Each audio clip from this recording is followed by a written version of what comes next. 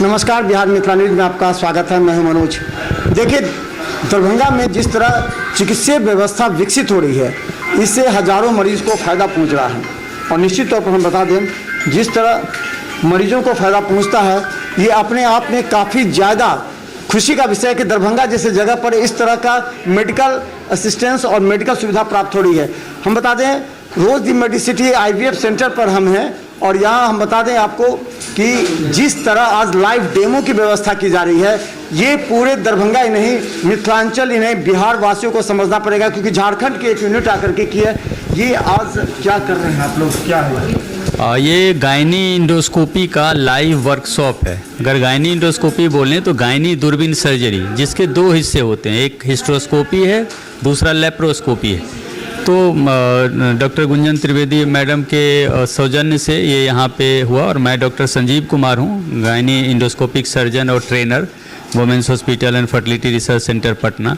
तो अभी बिहार और झारखंड के बहुत सारे मेडिकल कॉलेज में और बहुत सारे सेंटर्स पे ये कार्यक्रम हो रहा है, जिसमें कि डॉक्टरों को हम लोग ट्रेनिंग देते हैं और साथ साथ लाइव वर्कशॉप में बायलैटरल इंटरेक्टिव होता है कि कुछ भी पूछना है तो वो उधर से पूछते हैं और स्क्रीन पे ऑपरेशन सीधा देख रहे हैं।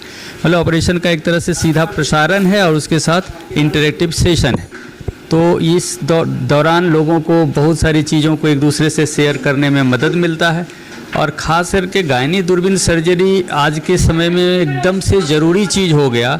और सिजेरियन को छोड़ दें तो लगभग हर ऑपरेशन गायनी में दूरबीन से होता है।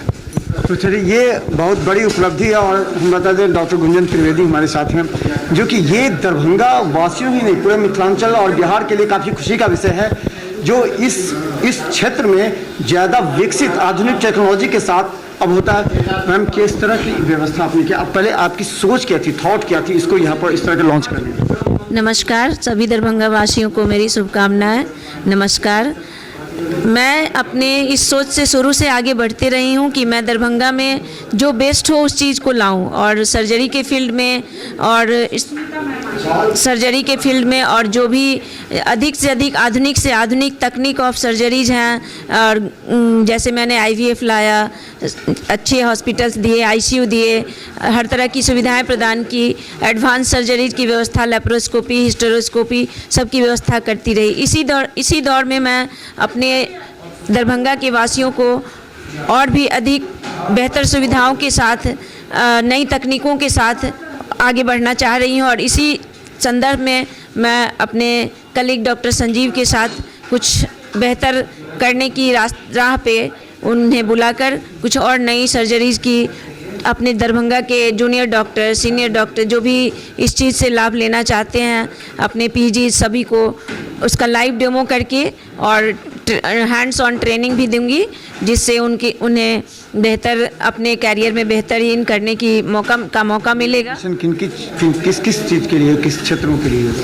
ये विशेषता ऐसे केसों के लिए आज ज़्यादा हो रहा है, जैसे लेप्रोस्कोपिक हिस्टेरेक्टोमी होगा, जो यूट्रस जो हम लोग बच्चेदानी दूरबीन के द्वारा हटाते हैं वो ऑपरेशन, ओवरी की सिस्ट जो दूरबीन के द्वारा हटाते हैं, और बाजमन के बहुत सारे कारण, इनफर्टिलिटी के बहुत सारे कारण, जैसे यूट्रस में सेप्टा है, यूट्रस में पॉलिप है, 2 कोने वाले यूट्रस हैं, उन सबको सर्जरी के द्वारा सही किया जाएगा।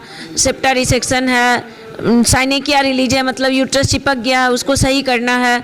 इस तरह से जो भी जितने भी कारण होते हैं बाजपन के, उन तरह के केसों को मैं रखी हूँ। उसे लाइव डेमो दिया जाएगा, जूनियर डॉक्टर्स को ट्रेनिंग दिया जाएगा और आगे के लिए उन्हें प्रशिक्षित किया जाएगा। इसमें सक्सेस रेट कितना है? क्योंकि पहले भी कई बार ये होते हैं कि IVF में जो है, तो सक्सेस रेट क्या है इसका? देखिए, अकॉर्डिंग टू बुक चलें तो इनफर्टिलिटी जैसे IUI के लिए 30 to 40%, IVF के लिए 40 to 50% मैक्सिमम सक्सेस रेट है। बट जो आजकल जैसे संजीव हैं, हम लोग जिस राह पे चल रहे हैं, हम लोग जिस तरह से हिस्टेरोस्कोपी, लेप्रोस्कोपी के फील्ड में आगे बढ़ रहे हैं, नए तकनीक ला रहे हैं, उससे अब हम कह सकते हैं कि इस फील्ड में हमारा सक्सेस रेट काफ़ी आगे बढ़ गया है। और अगर प्रैक्टिकली मैं बोलना चाहूँ तो क्या संजीव, अब 50% से एबव, कभी तो 60-70% तक हमें सक्सेस रेट मिल जा रही है। दोनों के बीच डिफरेंसेस क्या है? दोनों जो पहले जो टेक्नोलॉजी थी और अभी जो टेक्नोलॉजी अपना रहे हैं आप, दोनों के बीच अंतर क्या है? बहुत सारी चीज़ें, पहले जैसे लेप्रो हिस्ट्रो में जो शुरू में आया भी तो कैमरा का लेवल, इंस्ट्रूमेंट में जो इंटरनल व्यू देने का इमेज, वो सब उतना बेहतर नहीं था। अब जो HD आ रहे हैं कैमरा, HD हमारे मशीन्स आ रहे हैं, उससे हम बेहतर देखकर और बेहतर रिजल्ट दे रहे हैं। मैम एक बात देखा जा रहा है कि IVF सेंटर्स ज़्यादा प्रचलन में आ रहे हैं, तो क्या लगता है कि जो इनफर्टिलिटी का रेट है वो डाउन हो रहा है, क्या हो रहा है इससे? क्योंकि ये ज़्यादा लोगों की नज़र में भी आ रहा है, पहले इतना नहीं था, लेकिन विगत 5 वर्षों में ये ज़्यादा विकसित हो रहा है इस क्षेत्र में। पहले भी था, बट लोगों को इसकी जानकारी नहीं थी और लोग इतने कंसस भी नहीं थे। पुराने ज़माने की बात ही सुने तो जैसे मेरी दादी जी का, उन्होंने बताया था मुझे कि मेरा 7 एबॉर्शन हुआ, तब जाकर फिर आयुर्वेदिक ट्रीटमेंट उनकी चली, कुछ और कुछ एलोपैथिक ट्रीटमेंट चली, तब मेरे पापा का जन्म हुआ। तो पहले भी इस तरह की दिक्कतें थी, बट पब्लिक इतने जागरूक नहीं थे। आज पब्लिक जागरूक हो गए, 1-2 बच्चे सब रखना चाहते हैं, तो इसलिए उन्हें बेहतर ये रहता है कि मैं जल्दी से जल्दी अपना जो फर्टिलिटी का इशू है उसको सॉल्व कर लूँ, और इस क्षेत्र में वो जल्दी अब ट्रीटमेंट लेना चाह रहे हैं और आगे बढ़ रहे हैं। मैम एक और सवाल है कि कहा जाता है जो नई माएँ हैं, जो बनना चाह रही हैं, जो अभी शादी कर रही हैं, उन लोग चाहती हैं कि अभी हम गैप रखें 3 साल, 4 साल, 5 साल, क्योंकि जॉब कर रही हैं, जॉब है, क्या उसका असर पड़ता है क्या? अभी जो कैरियर मेकिंग गर्ल्स हैं उनका एज इशू आ जाता है, चूँकि हमारे फीमेल्स में अंडे बनने की प्रक्रिया के लिए एज लिमिट है। 35 के बाद वो डीके होने लगता है, धीरे धीरे कम होने लगता है, हमारे अंडे का स्टोरेज घटने लगता है।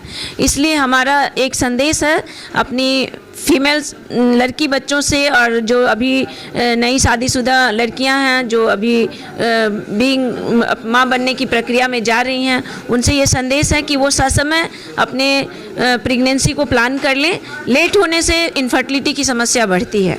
मैम ये ड्यूरेशन कितना होता है जब आप ये आज अगर प्रारंभ करते हैं किसी को, तो उस लेडीज़ के लिए माँ बनने की जो प्रक्रिया होती है वो कितने अवधि का होता है, और उस अवधि में कितनी बार उसको आपके संपर्क में आपके इंस्टीट्यूशन पर आना पड़ता होगा, और क्या क्या विधि होती है? ये डिपेंड करता है टाइप ऑफ प्रॉब्लम पे, ठीक है।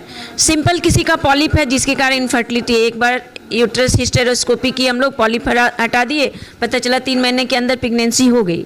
किसी का सेप्टा है, उसको सेप्टा हटाएंगे तो यूट्रस को टाइम दिया जाता है कि फिर से वो अपना नॉर्मल फॉर्म में आए, और फिर यूट्रस की लाइनिंग जो होती है वो बनने में, नॉर्मल लाइनिंग बनने में थोड़ी टाइम लगती है, तो इसलिए उस ऐसे केसेज में कभी 6 मंथ्स 1 ईयर टाइम्स लग जाते हैं। क्या संजीव, ऐसा ही है?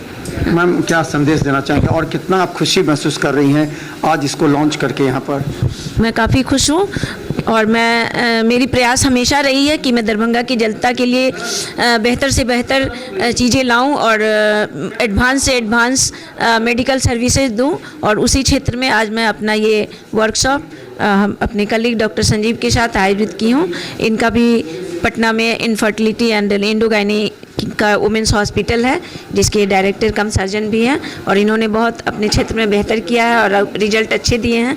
तो मैं इनसे सहयोग लेकर अपने दरभंगा वासियों को और बेहतर रिजल्ट देना चाहती हूँ। डॉक्टर संजीव कि ये आज आप लाइव डेमो दिखला रहे हैं, पूरा कैमरा लगी हुई है सब जगह, तो आज एक बार देखिए पूरी तरह लाइव डेमो है यहाँ पर। देखिए सारा यहाँ आज दरभंगा ही नहीं, आसपास के जितने डॉक्टर्स हैं, PG हैं, उनको यहाँ से आज एक संदेश जाएगा कि आप इस आधुनिक क्षेत्र को कितने आप समझ रहे हैं कि कितना ज़्यादा सक्सेस है और कितने ज़्यादा लोगों को ज़्यादा आवश्यकता है। सबसे पहले तो मैं मैडम का धन्यवाद दे रहा हूँ कि ऐसी सोच लेके, चूँकि एक्चुअली सोसाइटी का मतलब सिर्फ मरीज या सिर्फ डॉक्टर नहीं, सोसाइटी का मतलब ओवरऑल है कि जो न्यू बडिंग डॉक्टर्स आ रहे हैं, नए डॉक्टर आ रहे हैं, वो भी वेल ट्रेंड हों, वेल स्किल्ड हों, और फाइनली इसका फ़ायदा मरीजों को ही मिलता है।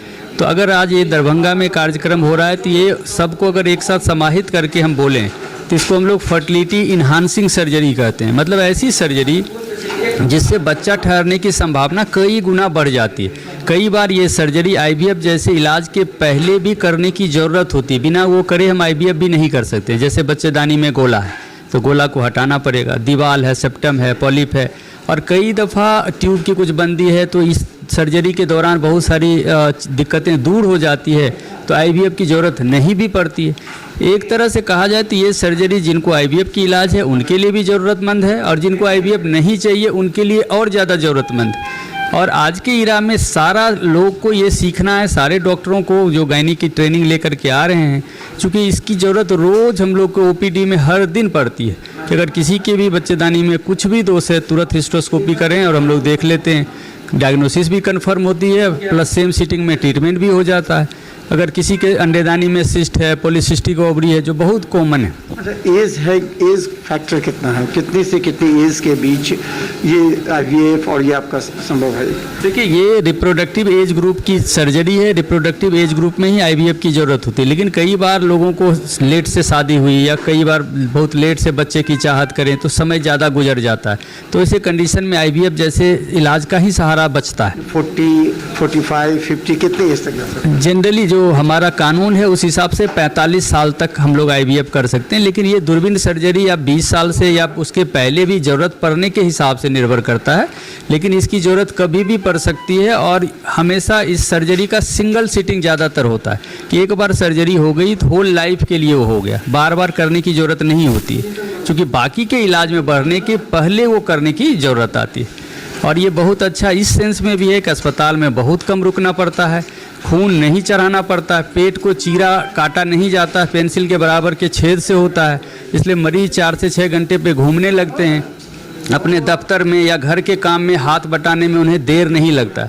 तो एक तरह से ये गिफ्टेड सर्जरी है, महिलाओं के लिए वरदान है। और ये अभी भी हम लोग बिहार में और झारखंड में थोड़ा पीछे चल रहा है बाकी राज्यों के तुलना में। तो हम लोग प्रयासरत हैं कि हर गायनेकोलॉजिस्ट के हाथ में दूरबीन हो, मतलब हिस्ट्रोस्कोपी, लेप्रोस्कोपी हो, और बहुत ये चीज़ बढ़ा भी है। तो बता दें, दरभंगा में जब आईवीएफ के क्षेत्र में रोज दी मेडिसिटी ने अपने हॉस्पिटल को आधुनिक तरीके से सजाया है, आधुनिक मशीनों को लगाया है, इसके बाद मिथिलांचल के तमाम मरीजों की आशाएं जग गई हैं कि एक दरभंगा में एक ऐसा रोज दी मेडिसिटी है जहां तमाम आधुनिक सुविधा प्रत्येक दिन हर स्टेप आगे बढ़ने की प्रक्रिया है, ताकि मरीजों को बेहतर सुविधा मिल सके, मरीजों को ये आशा आ सके कि अगर हम रोज दी मेडिसिटी में जाते हैं तो हम सक्सेस रेट वो 60-70% से ऊपर 80% तक पहुंच गया है। इसमें डॉक्टर गुंजन त्रिवेदी और डॉक्टर मृदुल शुक्ला अपने पूरे टीम के साथ इसको और डेवलप करने में लगे हैं, और हम आपको दिखाएंगे कि किस तरह लाइव डेमो दिखाया जा रहा है। धन्यवाद।